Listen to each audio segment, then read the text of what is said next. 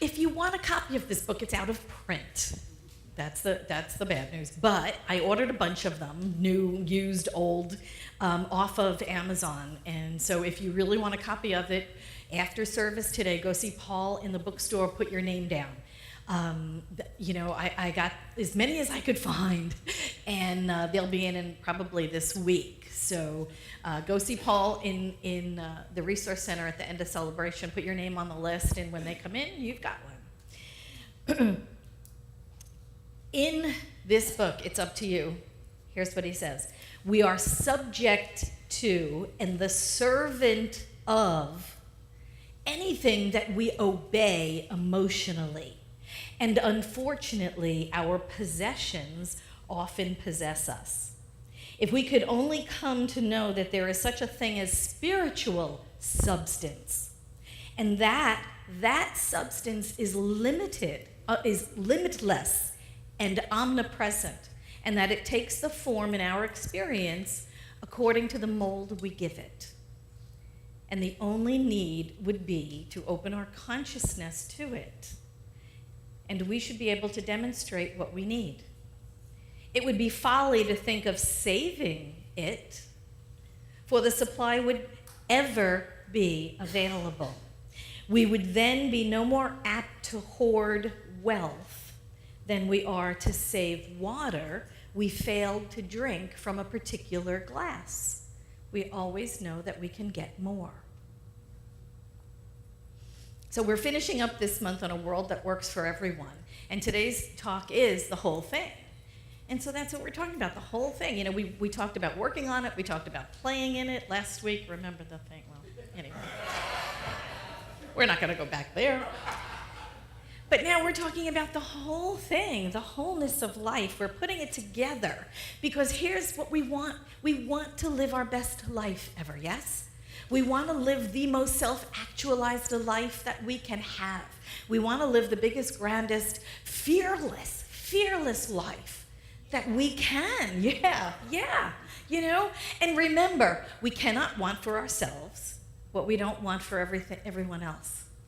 Because we are all some part of the whole life of God. We are all some part of the whole life of God. That means unity. Wholeness means no separation. None whatsoever. We might look separated. We might look separate and apart, different and distinct from each other. But the truth is we are individualizations, not individuals. We are unique expressions of the one life, just like unique threads that make up this grand and glorious tapestry called life. We are unique expressions of the one life. So it's impossible. It is impossible for us to want something for ourselves, but not for somebody else. It's impossible because we are one. We are one. We're all connected. It'd be like me buying a brand new TV and coming home so that my left eye can watch it, but not my right eye. It's impossible. It is impossible. The good that you want for yourself, you must want for everyone. What I want for me, I want for you too. That's why we celebrate each other's good, right? Man, I was doing backflips for that lady in, where was she, Massachusetts or something? Who's the one that big Powerball this past week? And I was like, yes, baby. Yeah, you know, we celebrate each other's good because it's our good. It is our good. We are individualizations. When Terry Cole Whitaker had her ministry, remember she would say, that's for me. Whenever good happened to you, to somebody you know, to somebody else on the world stage, when that good happens, you say, that's for me. That's for me. I remember that so clearly. We celebrate each other's victories. We share each other's sorrows. We are one life, individually expressed. Ernest Holmes said, we have the power to draw upon the greatest reservoir of infinite wisdom, capable of solving our every problem through the channel of an all-inclusive faith. However, such a faith is in action only when we have completely surrendered our doubt, our resentment, and our fears, whether big or little. So it's knowing our wholeness. We can't We can't pray for one thing 5 minutes in the morning and then go about the rest of our day, right? In fear, in doubt, in lack, in ain't it awful conversations around the water cooler about how terrible things are, the economy, the government, the president, the senators, the mother-in-law, the boss, whoever. Fill in the blank, right? Fill in the blank. We can't complain about all of that stuff and yet pray in the morning for our good and expect anything to happen. There is that push-pull thing that occurs. We're holding ourselves back and we're desiring a greater expression. You can't have it both ways. We can't move in two different directions. We can't want for someone, for ourselves, what we don't want for everyone. You know, I'm convinced this is why we half manifest. You know, do you ever half manifest? Right? You get close. Right? Close, but no cigar, you know? We half manifest because we're half-hearted about our good. Because we're half-hearted about our good. We may want good for ourselves, but what about the guy down the street? What about the guy we dislike? Right? Well, we don't want good for him, creep. We can't separate ourselves out like that. We are one. We are one. Ernest Holmes, right? We must surrender our doubt. And what's the first doubt we have in prayer? Will this work? Right? Don't we have that? Come on, you know you have it. We do affirmative prayer and then we go, I don't know, maybe. Right? We have to surrender that doubt. We have to act as if. When you pray, you are directing the law. You're not asking the law. You are directing the law. When we are in affirmative prayer, we are the word, and Spirit is the servant, right? Ernest Holmes said, love points the way, law makes the way happen. So when we are in affirmative prayer, we are acting as the word. We're directing the law, and the law says what? Yes, it says yes. It says yes. It's the universal receptive mind. It receives the impress of our thoughts, and it can only say yes. When we are in meditation, we are waiting to receive the word. We're waiting to hear that still small voice. When we are in meditation, we are the law. We're waiting to be impressed upon by the word. The word is Spirit. The word is God.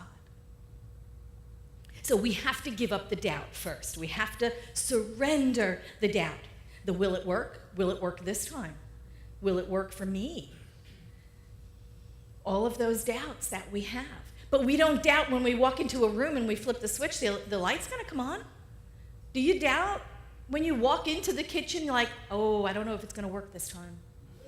Is electricity gonna work for me? Maybe it'll work for my husband better. Honey, would you come turn this light on for me?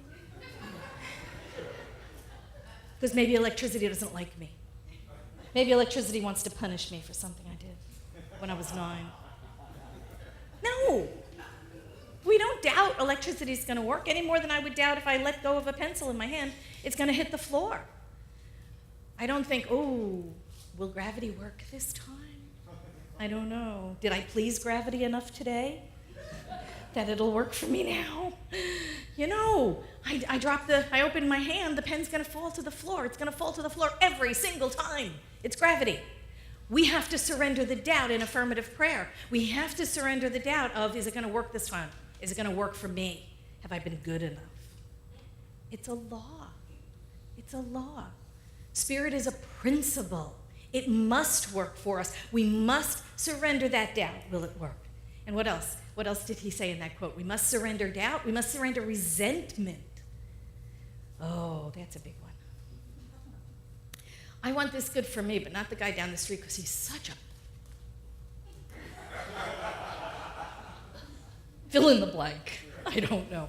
You know what I mean. There's always that resentment. There's always somebody on your list. Does anybody have a list? You have a list? People have lists. You know, there's always somebody on your list. God, who made me mad? Huh? Aria has a list, yeah. There's always somebody on our list, you know?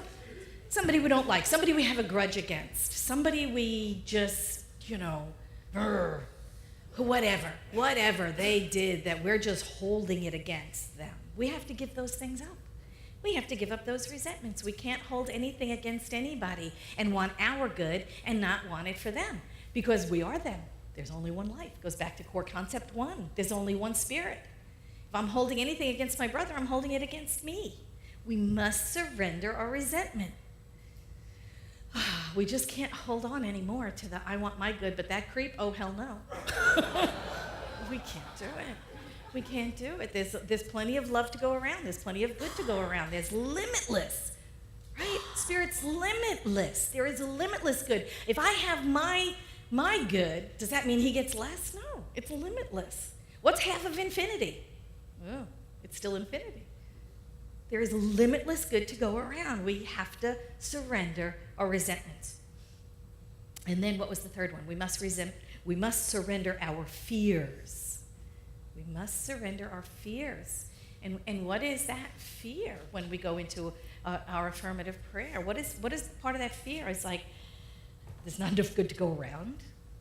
That's a fear. There's not enough good to go around. You know? What's the other fear? I'm not good enough. I'm not good enough to deserve what it is I'm praying for. Oh, that's a good one. I'm not enough. Fill in the blank. That is that limited pie mentality.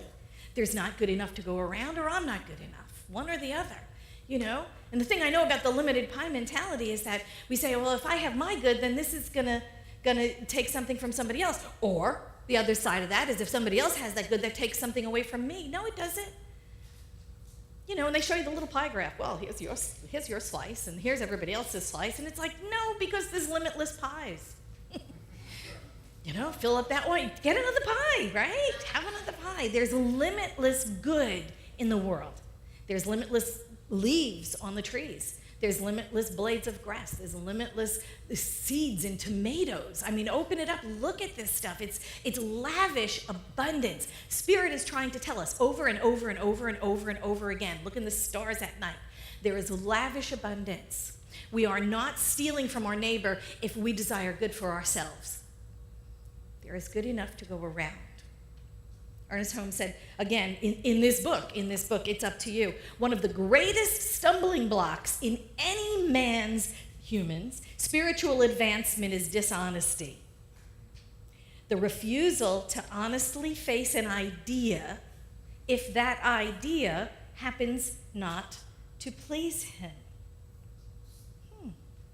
I don't want to believe that. There you go. There's an example. I don't want to believe that. So if we are experiencing discord or dis-ease or discomfort of any kind, wouldn't we rather blame the devil? The devil made me do it. It wasn't me. I'm not taking responsibility for this stuff. It was my boss, my mother-in-law, my siblings, the government, whatever. Blame an entity. The devil, anything, the culture. Let's blame something else. We are the actual co-creators of our lives, and we refuse to accept that idea when we're looking at our life and going, oh, this sucks. Right? It's like, oh, really, did I do this? Oh, I don't want to take responsibility. All blessings from God. All blessings from God. They are impersonal as the sun and the rain. The soil produces strawberries for the ignorant, toothless guy as it does for the educated PhD holder. The soil is going to still produce strawberries. It doesn't matter who's digging the hole and planting the seeds. It's going to produce strawberries. Each man, if each man correctly uses the law governing the planting and the successful growth of strawberries, right? Each man will get strawberries. Doesn't matter who the man is. The correct use of the law will bring forth strawberries, provided, of course, he's using strawberry seeds. If he's using watermelon seeds, well, that's not going to get strawberries. Yes? Okay. Ernest Holmes said we must not overlook what we term negative thoughts. Thoughts of hate, thoughts of lack, thoughts of jealousy, thoughts of greed. Universal mind takes these and brings them back to us multiplied also. And that's why we have to be so careful with our thoughts. What is it you're going to plant? What is it you are going to manifest in your life? Seeds of love, seeds of hate. Right? Seeds of generosity, seeds of greed. We have to get that. We have to get that every thought in our mind is a seed. Every thought that we dwell in, we're planting. Every time we go back to that thought, we're watering. Every time we go back to that thought, we're providing nourishment for that thought to grow. What we concentrate on, whether it's fear or whether it's faith, tends to outpicture. It's the law. It's infallible, it's impersonal. What we put our attention on grows. It's infallible, it's impersonal. If we fear an outcome and we keep thinking about it, the universe says yes. If we love an outcome and we keep thinking about it, the universe says yes. The universe is always going to say yes.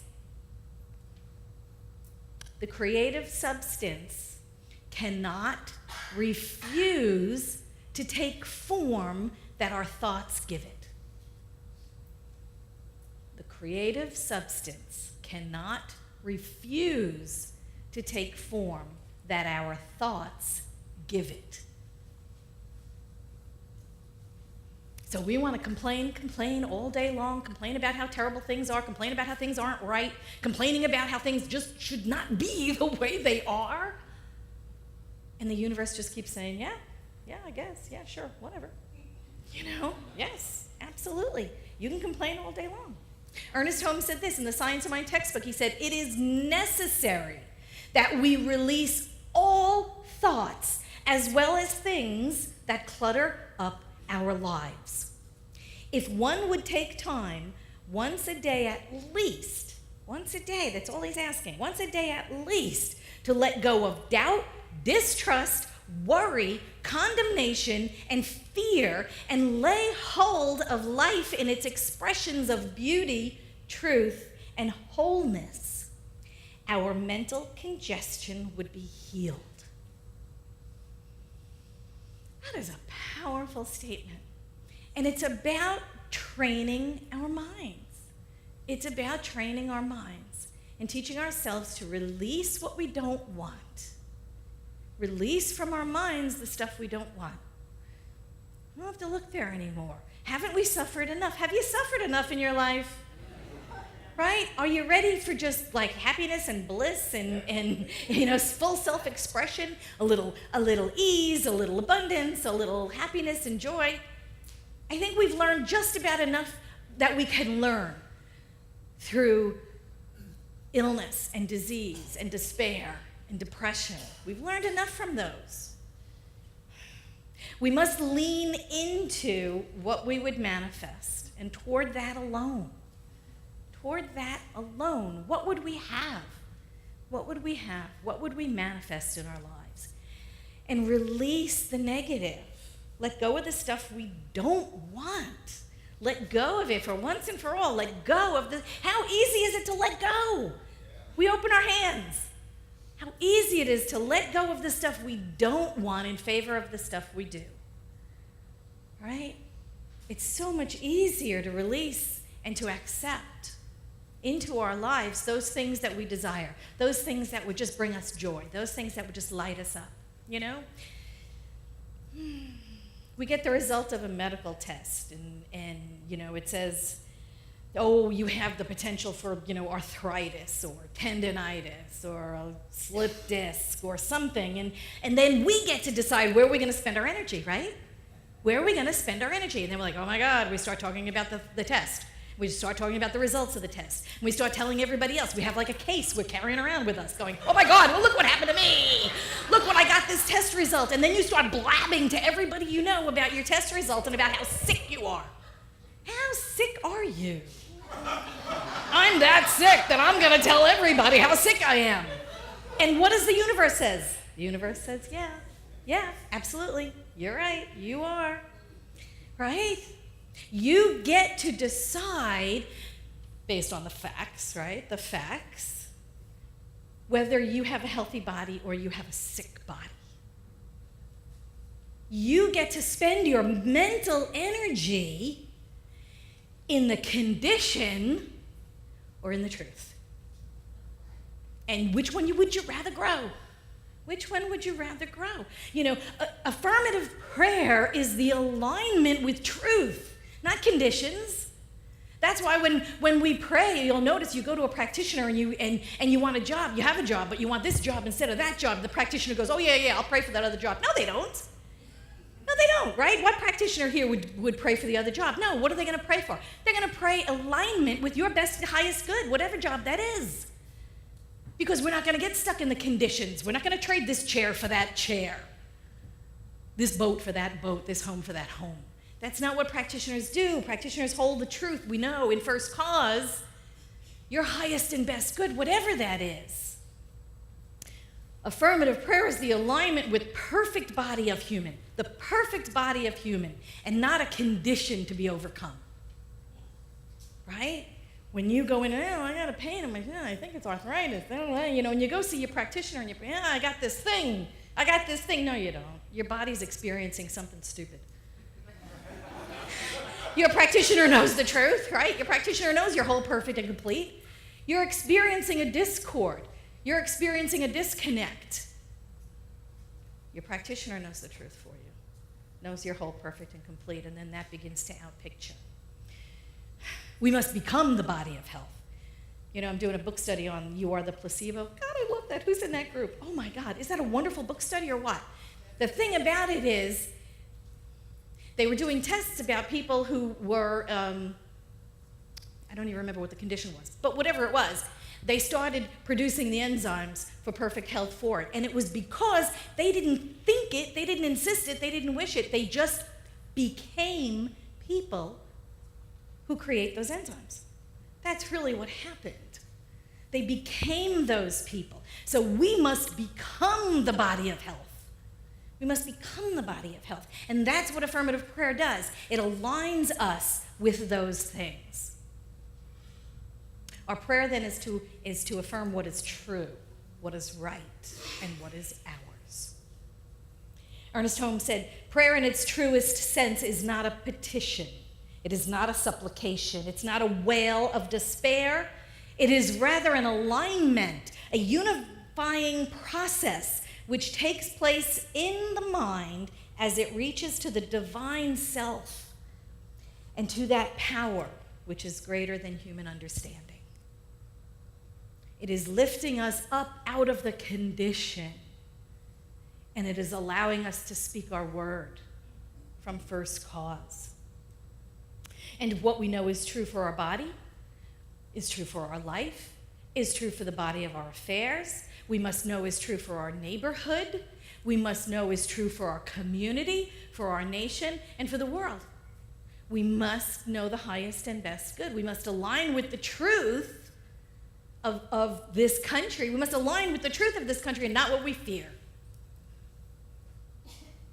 We have to hold the highest and best good for our nation, for the people in it, for everyone in it. Right? Not what we fear, not the conditions, not the things we want to overcome. Just like our body, we have to know this for the body of the country. We have to know this for the body of the world. That there are not conditions to be overcome, but there is truth to be aligned with. And that's where we stand in our power. Sorry if I say things that push your buttons. No, I'm not. Hashtag sorry, not sorry. No, I am not. I am a minister. I comfort the afflicted, and I afflict the comfortable.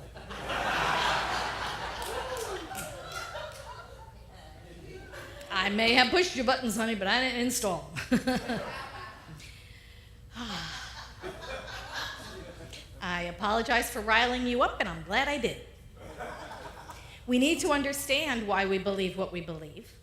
We need to go within there and understand that. Because if we are going to live in first cause, if we are going to live in cause, in truth, in spiritual oneness and unity, we can't muck around in the conditions anymore. We have to believe in first cause. We have to believe in abundance and truth and wisdom and unity and power and peace. And we have to, just like the body of the people who were feeling sick needed to become healthful bodies, we need to become a healthful body for this country and heal the country, just like we would heal our body. We are here to promote what we believe. Isn't that what Ernest Holmes said? Get the book. Not this book, but the other book. But one of these books says, we are for things and against nothing.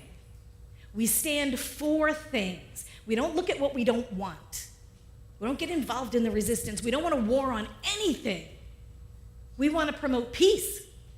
We want to promote love. We want to promote unity. We want to promote joy.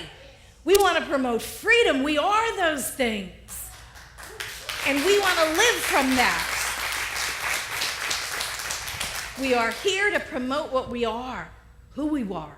God is love. We are that. God is abundance. We are that. God is joy. God is freedom. God is equality.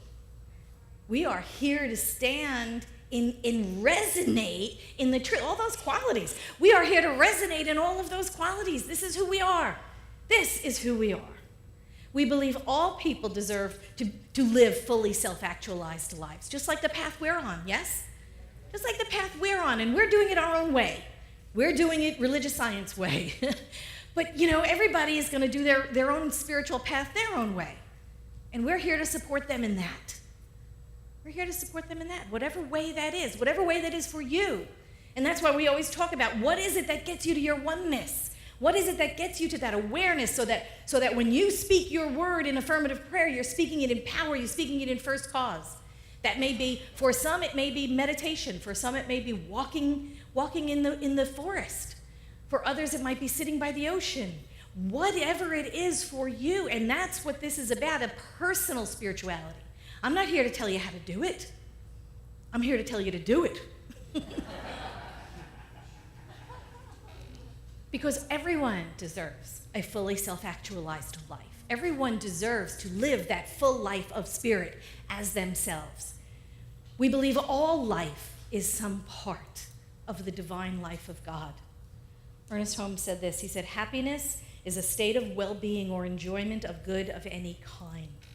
The general term applies to the enjoyment or pleasurable satisfaction attendant upon welfare of any kind.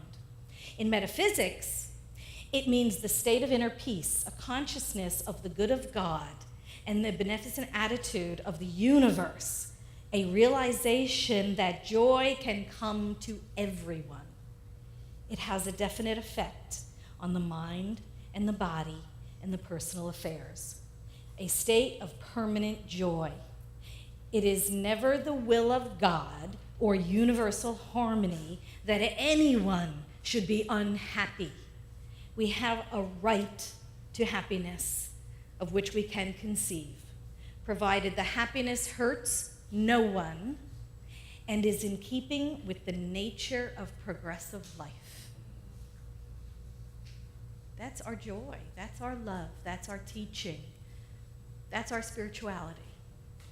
We are here to live a fully self-actualized life of spirit, intruding on no one else's ability to live a fully self-actualized life of spirit.